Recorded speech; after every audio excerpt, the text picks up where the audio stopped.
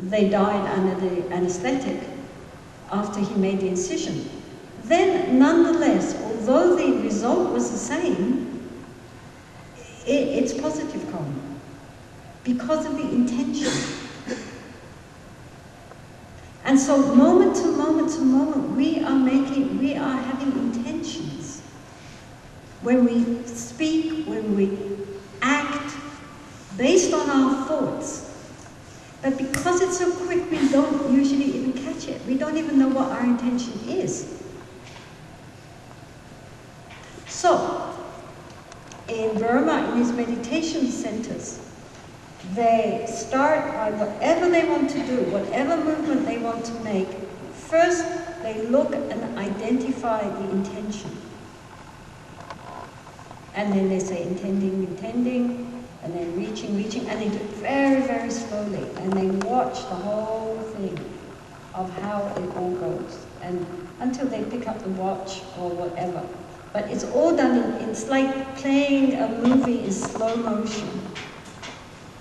And when they walk very, very slow. It's to cut it down and to realize that, in fact, our lives are like a cinema.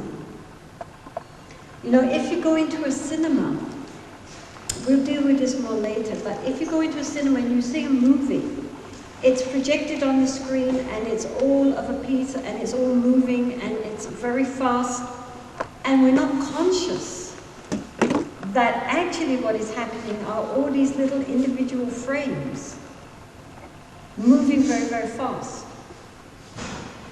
And that's like us. We move so fast, we think so fast, that we're not conscious that they're all just little moments, impulses of energy and consciousness.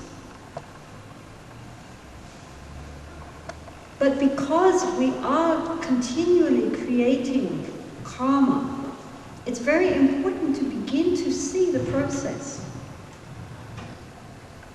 Now, karma is held together by the conception that there is somebody doing something. When we do anything, we immediately think, I am doing something. I am saying, right? I am picking up this watch.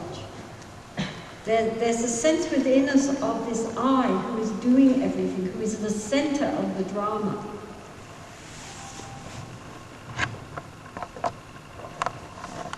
So therefore they are slowing things down so that we can see that actually there are very impersonal moments, one following the other, following the other. And that maybe the way things appear to us is not the way things really are.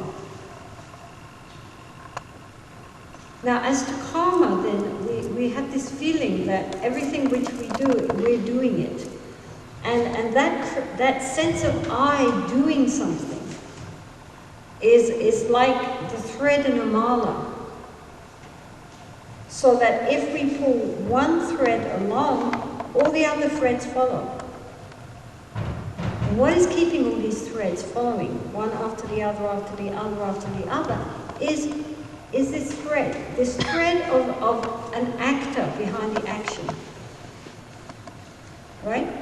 So if you cut that, then even you pull one bead, all the other beads don't follow. So therefore, from a Buddhist point of view, the way to get beyond the cycle of endless karmic results and creating more karma, is to cut that thread which holds it all together, which is the idea